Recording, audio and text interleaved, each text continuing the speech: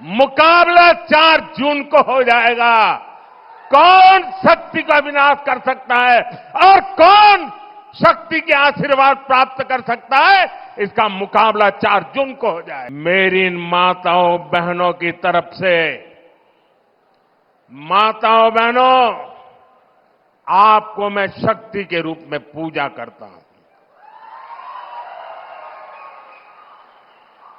मैं भारत मां का पुजारी हूं। मैं आप शक्ति स्वरूपा सब माता बहन बेटियों का भी पुजारी हूं। और जिन्होंने कल शिवाजी पार्क में इंडिया अलायंस ने अपना घोषणा पत्र शक्ति को खत्म करने के लिए किया है, मैं इस चुनौती को स्वीकार करता हूं और मैं इन शक्ति स्वरूपा माताओं बहनों की रक्षा के लिए जान की बाजी लगा दूंगा, जीवन खपा दूंगा।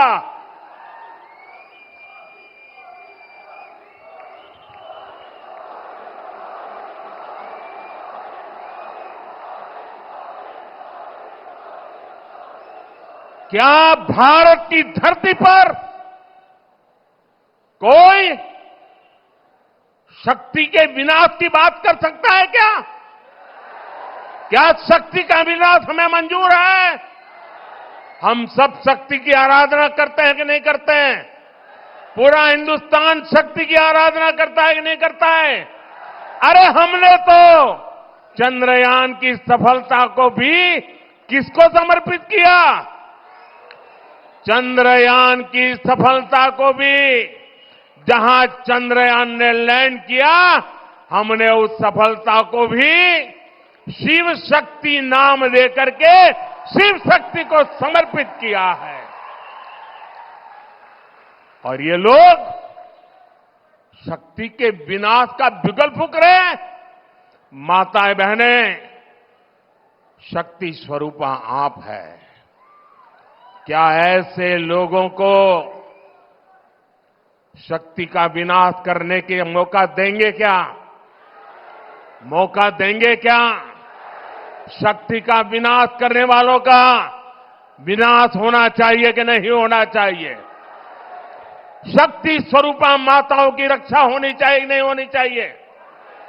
शक्ति के संस्कार की रक्षा होनी चाहिए कि नहीं होनी चाहिए? और इसलिए भाइयों बहनों, इंडिया अलायंस ने कल अपनी घोषणा जाहिर कर दी है। घोषणा पत्र उनका जाहिर हो गया है और इसलिए लड़ाई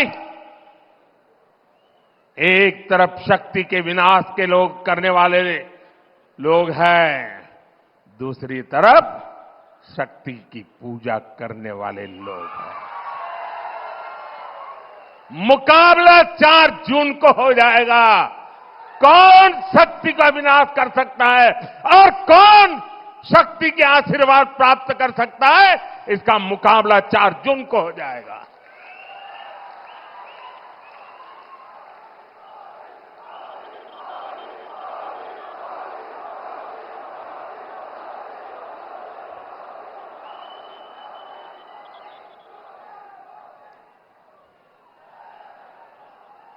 साथियों, तेलंगाना की ये धरती कोई साधारण धरती नहीं है।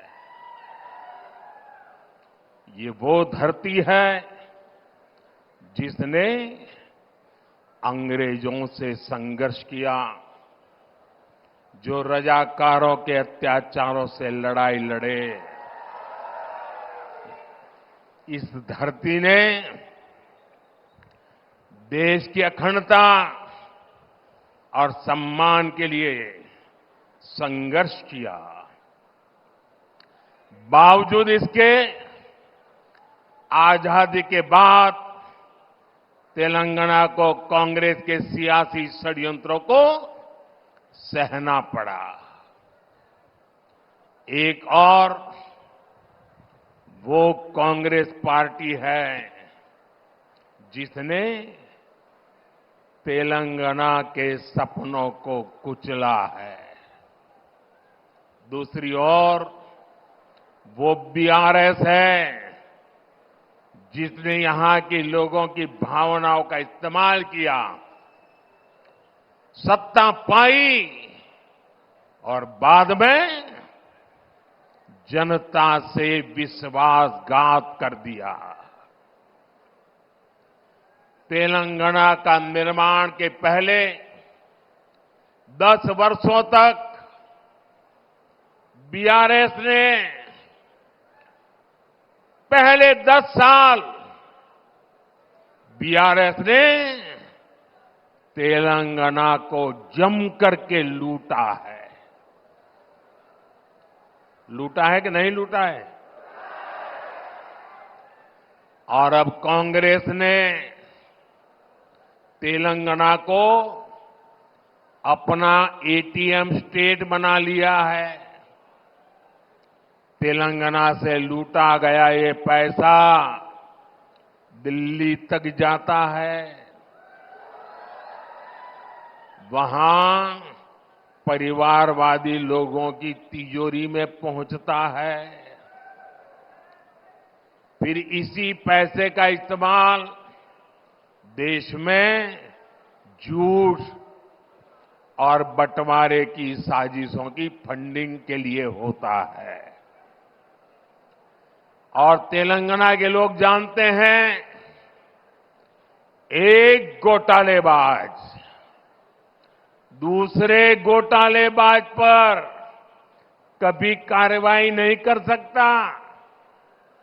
इसलिए जो कांग्रेस पार्टी चुनाव के समय बीआरएस पर घोटालों का आरोप लगाती थी, आज वही कांग्रेस बीआरएस की फाइलों पर हाथ धरकर बैठ गई है। साथियों,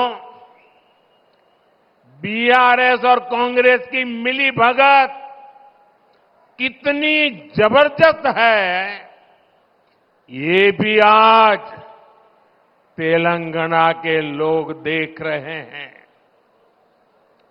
आज बीआरएस के घोटालों पर कांग्रेस की बोलती बंद हो गई है। कालेश्वरम स्कैम के अरबों रुपए कहां चले गए, कांग्रेस में कोई इसका जवाब नहीं मांग रहा है।